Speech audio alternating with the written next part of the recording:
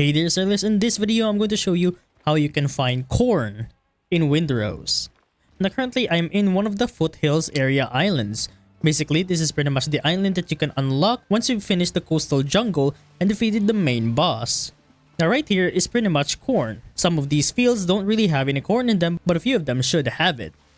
Currently on my map, I'm right next to the ancient village. If you take a look, there is a part right there that says resources that can be gathered here. And it's showing that corn is one of them. Once you've picked up the corn for the very first time, go over to your journal and go to discovery.